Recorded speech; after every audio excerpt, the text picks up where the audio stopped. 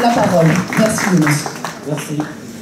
Cher Jean-Luc, chers amis, c'est un vrai plaisir pour moi d'être ici parmi vous cet après-midi à Toulon pour partager quelques idées. Et quand je vois une salle si pleine un samedi après-midi, je me dis que c'est très réconfortant. Il y a encore dans ce pays des personnes qui préfèrent dépenser sans compter que plutôt dépenser sans compter dans les grands magasins. Voyez-vous, moi qui suis originaire d'une île, La Réunion, une île entourée d'eau, comme disait un célèbre de mes compatriotes, Raymond Barre, qui avait le sens de la formule, c'est un sujet, voyez-vous, qui me parle un peu. Parce que, au-delà des dimensions scientifiques, des dimensions politiques, il en a été question ce matin, quand nous abordons ce sujet de la mer, je me remémore d'abord, puisque je l'ai vécu à temps plein à La Réunion, des sensations. La mer, c'est pour moi également un imaginaire, une littérature, une dimension profondément poétique. Car qui vit à proximité de l'océan entretient avec la mer un rapport assez complexe, particulier, intime, amoureux, passionné, mais aussi un rapport inquiet, puisque la mer, ce sont des mystères.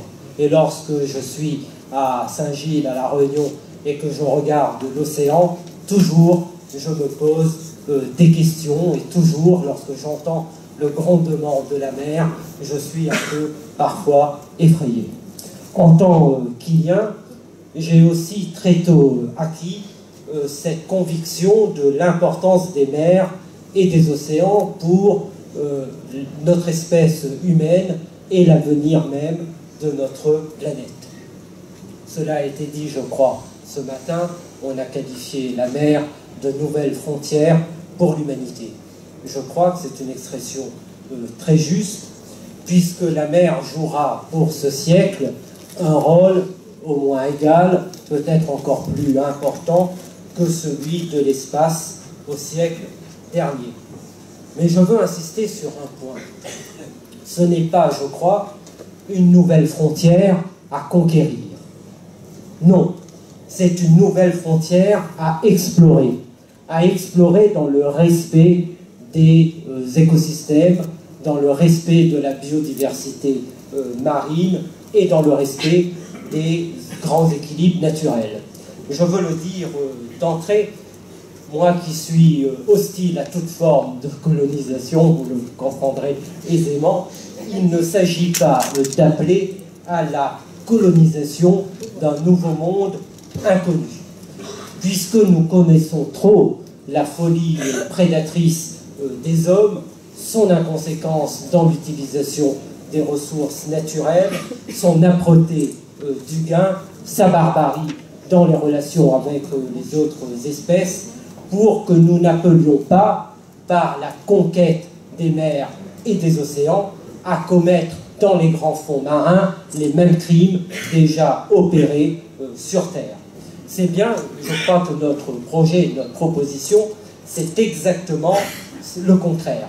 C'est justement pour faire barrage à celles et ceux qui déjà voient la mer comme un espace de prédation, comme un espace de compétitivité, de productivité, etc., qu'il nous faut appeler de manière forte la puissance publique à intervenir. Il nous faut surtout appeler l'État à porter une grande ambition en y posant des règles et en y posant aussi des limites. Cette nouvelle frontière pour l'humanité à explorer pourrait être au cœur, je crois, d'une formidable et d'une nouvelle ambition pour le monde, avec le rôle prééminent que pourrait y jouer l'Europe, la France et ses outre-mer. L'Union européenne, la France, vous le savez, sont plongés dans une crise majeure. Nous peinons à trouver du souffle, nous doutons de nos forces, nous nous lamentons en permanence, nous nous désolons en permanence sur notre sort. Et très souvent, nous nous recroquevillons et nous nous replions sur nous-mêmes. Alors qu'il faudrait élargir l'espace, ouvrir les horizons et essayer autant que possible de voir loin et de penser grand. Et nous oublions que ce qui fait la force, ce qui fait la grandeur, ce qui fait aussi dans certains domaines le génie français, ce sont, d'ailleurs l'histoire le montre, ce sont les mers et les océans. Avec ces outre-mer, la France dispose d'un espace maritime considérable. Mais je vais vous donner quelques chiffres pour que l'on mesure tous ensemble l'importance de cette dimension. Avec seulement les terres, le territoire français correspond à peu près à 675 000 km² de superficie.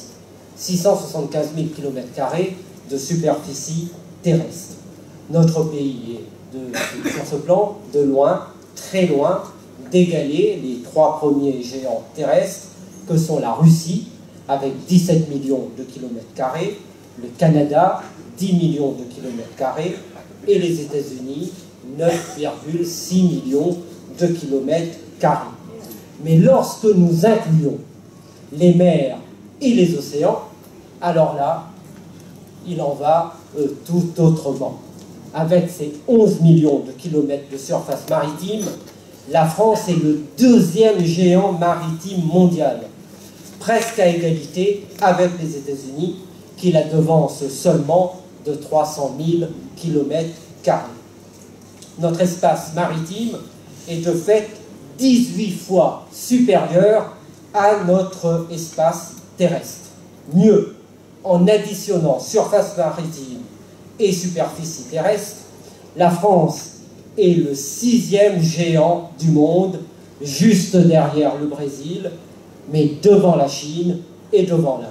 Vous voyez, il y a là, rien qu'en regardant ces chiffres, des raisons de ne pas se désoler et de ne pas se lamenter en permanence. Plus parlant peut-être encore, la France est le seul pays, le seul, à être présent sur 4 continents et sur tous les océans du monde, y compris dans les terres antarctiques australes françaises. Ni les États-Unis, ni la Chine, ni l'Inde, ni la Russie ne se trouvent dans cette situation, et le Royaume-Uni ne peut plus, compte tenu de l'émiettement de son empire, revendiquer une même omniprésence. Le contraste est pourtant absolument frappant entre ces réalités françaises et les ambitions qui y sont portées. Souvenez-vous, en 1995, le candidat à la présidence de la République, Jacques Chirac, avait fait une belle proposition qui était de créer un ministère de la mer. Nous savons ce qu'il en est advenu. Alain Juppé, Premier ministre, le réduira à un simple secrétariat de la mer qui, manifestement, n'était pas doté de grandes compétences puisqu'il était simplement chargé de surveiller les quotas de pêche et le devenir de la construction navale. Le Grenelle de la mer en 2009.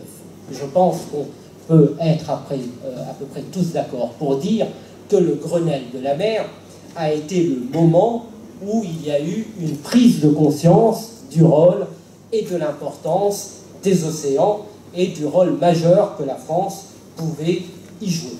Malheureusement, là encore, nous savons ce qu'il en est advenu. Les autorités ont été incapables d'élaborer un véritable plan stratégique pour concrétiser les objectifs ambitieux du Grenelle. Et de fait, nous accusons aujourd'hui, je pense, c'est ce que disent les experts, à peu près 15 ans de retard vis-à-vis des autres puissances maritimes que sont les États-Unis, l'Australie ou le Japon, et les pays émergents également se dotent aujourd'hui de stratégies pour la conquête, l'exploration des grands fonds océaniques. Si nous n'avons donc pas encore pris la mesure du potentiel de la mer et investi dans ce que cet espace peut recouvrir pour la France, nous devons quand même insister sur les grandes compétences qui existent dans notre pays, le grand savoir-faire français qui s'est affirmé pendant cette période. Je ne veux pas être trop long, mais je veux quand même insister sur quelques points. C'est d'abord la construction navale, où la France se situe au 6e rang mondial et au 2e rang européen. Il y a là un véritable pôle d'excellence qu'il est possible encore de valoriser. Le deuxième point, c'est le transport maritime. Nous avons en France 110 compagnies françaises, 1400 navires, 305 millions de tonnes de marchandises par an et 12 millions de passagers. C'est enfin l'exploration maritime avec le COMEX qui a été fondé en 1960 et qui fut le leader de l'exploration et de la plongée en eau profonde, et le COMEX qui a d'ailleurs récemment fusionné avec son concurrent américain et qui est devenu aujourd'hui le leader mondial. Et puis il y a aussi la CGC qui est leader mondial dans le domaine de l'exploration sismique des grands fonds. Et puis bien sûr l'Ifremer qui n'est plus à présenter et dont la réputation n'est plus à faire. Je vais vous faire une confidence, si je peux me permettre. De tout cela, nous en avons beaucoup parlé avec mon collègue Jean-Luc Mélenchon, non pas hier, non pas il y a 2 mois, non pas il y a 3 mois, mais il y a 6 ans déjà. Et nous avons constaté que l'un et l'autre, nous mesurions l'importance des océans et de la mer. J'avais un raisonnement, moi, qui venait des Outre-mer. Et Jean-Luc Mélenchon avait une vision globale par rapport à la France.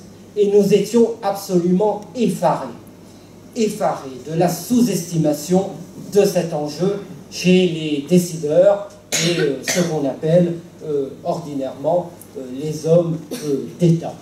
Et je suis effaré qu'au regard de son potentiel extraordinaire, de l'avantage géostratégique incomparable que lui apportent ces Outre-mer, de la force que nous donnons aussi à l'Europe, je suis effaré qu'au plus haut niveau de l'État, nous ne donnions pas aujourd'hui au Conseil européen une impulsion pour engager toute l'Europe dans ce nouveau défi. Ce que les États européens associés ont pu réussir avec l'espace, ce que nous avons fait pour Ariane, avec aussi la participation de la Guyane, donc des Outre-mer. Les Outre-mer sont toujours au cœur des grands projets pour la France. Ce que nous avons réussi là, nous pouvons le réussir s'agissant des mers et des océans et accomplir un véritable saut qualificatif en termes d'objectifs et en termes de moyens. Mais encore faut-il qu'au plus haut niveau de l'État, nous portions cette ambition au sein du Conseil européen et que nous soyons capables d'envisager l'avenir au-delà de la prochaine échéance électorale qui, de mon point de vue, est un horizon vraiment dépassable. Nombreux, cela a été rappelé ce matin, sont les défis planétaires dont les solutions se trouvent dans les océans et dans les grands fonds océaniques. C'est la réponse aux besoins en énergie, c'est les problèmes de la satisfaction des besoins alimentaires, c'est le problème de l'accès à l'eau, tout ceci pour une planète qui, en 2050, comptera à peu près 9 à 10 milliards d'habitants. Et dans tous ces domaines, dans tous ces défis planétaires, nous prenons conscience au fur et à mesure que les solutions, qu'une partie des solutions se trouve aussi par la valorisation des potentialités extraordinaires des mers et des océans, à commencer par, évidemment, le défi énergétique. Voilà 2 ans déjà, le gouvernement avait fixé de porter à 23% la consommation d'énergie finale d'ici à 2020. Il apparaît clairement aujourd'hui que cet objectif ne pourra être atteint sans l'exploitation des ressources des océans qui représentent là encore pour la France un potentiel extraordinaire. Ce sont les hydroliennes, marées motrices, la captation des courants marins, l'énergie des vagues, la biomasse marine, etc., etc. C'est là un important potentiel, un important gisement d'emploi en exploitation et en maintenance. Et pour le seul éolien offshore, c'est 150 000 emplois, 150 000 emplois, selon des études fiables, qui pourraient être créés dans l'Union européenne d'ici à 2025. Le secteur maritime, déjà très présent dans notre pays, puisqu'il emploie à peu près, je crois, 300 000 personnes dans la seule métropole, si l'on n'inclut pas le secteur du tourisme, est directement concerné à travers la construction navale, les ports et les services à la mer. Mais c'est dans les outre-mer que nous pouvons, je pense, et nous sommes d'ailleurs déjà pionniers avec plusieurs projets pilotes qui sont portés par la DCNS qui est basée à Brest. Nous avons par exemple à l'île de la Réunion, mais aussi je crois en Martinique et en Polynésie aujourd'hui, nous travaillons sur l'énergie des vagues. Il y a là quelque chose de profondément nouveau et qui pourra être appliqué dans toutes les autres îles du monde et les pays qui ont des façades maritimes. C'est l'énergie des courants, j'y reviens pas puisque vous en avez parlé ce matin, c'est l'énergie thermique des mers avec l'installation en Martinique de la première unité de production au monde avec une puissance, je crois, de 10 MW. C'est aussi le SWAC, le Seawater Air, qui est en cours de développement en Polynésie et à La Réunion. Il s'agit du développement, tenez-vous bien, de la climatisation en utilisant l'eau qui se trouve dans les grandes profondeurs. Et puis de manière beaucoup plus marginale et anecdotique, nous utilisons également à La Réunion l'eau des profondeurs que nous conditionnons en bouteille et que nous vendons aux Japonais. Il y a là une petite niche, mais qui est intéressante, puisque les Japonais considèrent que l'eau qui se trouve dans les profondeurs ont des vertus. Ce serait une sorte d'eau de jouvence. Je ne l'ai pas encore goûté, mais dès que je rentre à La Réunion, je vais demander à avoir une de ces bouteilles. Un autre défi qui trouve sa solution partielle dans les mers et les océans avec des perspectives extrêmement prometteuses concerne l'eau. Vous savez tous que le monde, ce monde qui aura 9 à 10 milliards d'habitants, est confronté, risque d'être confronté à ce qu'on appelle la guerre de l'eau. Et je crains effectivement que nous n'y allions à grands pas. Il y a peut-être, dans les recherches qui sont actuellement menées pour donner encore un élan plus grand aux processus nombreux en matière de désalinisation et surtout par la réduction des coûts de ces processus, une solution qui permettrait d'avoir un accès beaucoup plus facile à l'eau potable pour des populations littorales, mais vous savez aussi qu'une majeure partie de la population mondiale se trouve à proximité des côtes. Il y a aussi, et je crois, si le compte-rendu qu'on m'a fait de ce qui s'est passé ce matin est fidèle, que vous en avez parlé, le défi de la satisfaction des besoins alimentaires. D'ici 2050, selon les études de l'ONU, il faudra doubler, multiplier par 2 la production des céréales si nous voulons satisfaire les besoins de la population. Autant dire que ce défi est quasiment, cet objectif est quasiment impossible à atteindre, puisque dans le même temps, les changements climatiques sont en cours, avec des conséquences évidemment sur la pluviométrie, des sécheresses qui sont de plus en plus aggravées et qui font qu'il ne sera que très difficilement possible de tenir cet objectif de doublement de la production des céréales, à moins bien sûr, évidemment, de faire le choix de culture avec des OGM, ce que nous refusons. Et bien là encore, par rapport à ce défi majeur, c'est dans la mer que se trouvent peut-être les solutions, puisque vous savez qu'un certain nombre d'algues marines et d'ingrédients au fond des mers pourraient répondre à la satisfaction de ce besoin alimentaire. En regardant tous ces exemples, je pense que nous comprenons au fur et à mesure que nous avançons vers des impasses. L'importance que recouvrent les mers et les océans dans la résolution de ces défis planétaires. Cette histoire de l'exploration des fonds marins et de l'exploration marine ne fait en fait aujourd'hui que commencer. Je me demande même si nous avons posé le premier acte majeur pour commencer cette nouvelle ère qui s'ouvre devant nous. Et après avoir appris à maîtriser la surface des mers, nous entrons désormais dans cet inconnu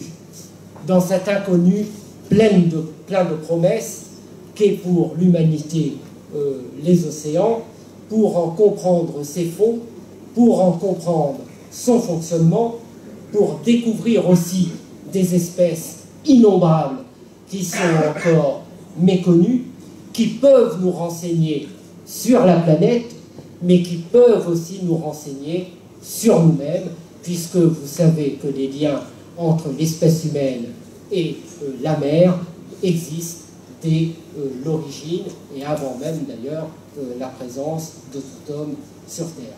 C'est une véritable révolution humaine qui, par cette histoire, se prépare et à laquelle nous participons, un véritable enjeu de civilisation. Car aujourd'hui, l'ensemble des domaines terrestres sont à peu près peuplés, sont à peu près exploités, au-delà même du raisonnable, ils sont tous à peu près conquis, et avec la mer, c'est une porte nouvelle qui s'ouvre pour l'humanité. Mais, faisons attention à ce que ne s'engouffre dans cette porte, ce que je disais tout à l'heure, les instincts barbares, prédateurs de l'homme. Le préalable à tout, c'est de continuer à poser le droit de la mer et des grands fonds océaniques. C'est le préalable à tout projet en matière d'exploration. Parce que autrement, nous risquons de nous retrouver dans une situation qui serait pire que celle d'aujourd'hui. Il y a un chiffre qui m'a profondément marqué. Je l'ai inscrit dans le rapport pour avis sur la politique commune des pêches dont j'étais l'auteur. Ce chiffre a étonné. J'ai forcément vérifié que je ne faisais pas une erreur et que je n'avais pas exagéré. Ce chiffre est juste. En 2050, si nous continuons au rythme de prédation actuelle, il n'y aura plus un seul poisson connu, ni crustacé connu, ni coquillage connu, disponible pour la pêche commerciale. Si nous continuons comme aujourd'hui, avec en même temps les effets du changement climatique, ce sont les principales barrières coralliennes du monde qui sont vouées à disparaître et à mourir. Nous sommes donc dans une situation d'urgence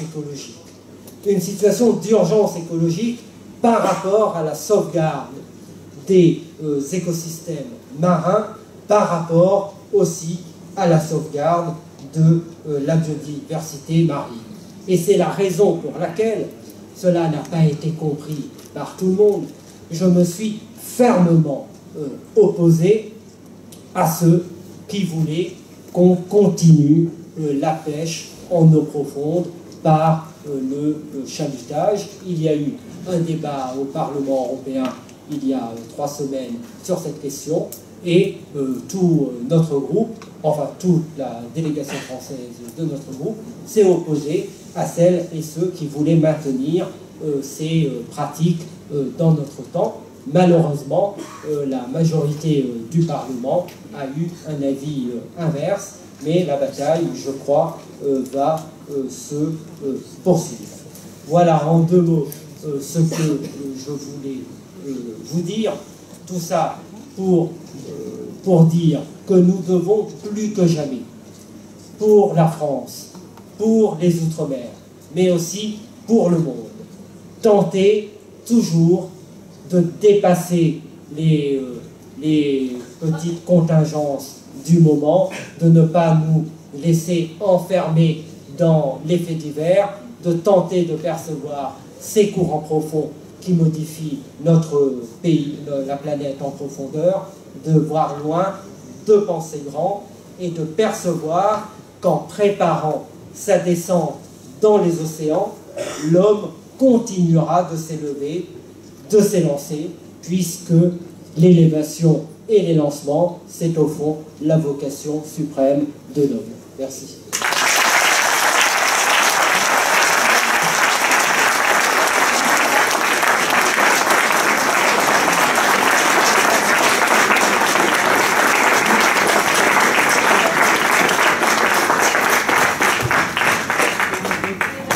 Bon, eh bien, merci pour ce...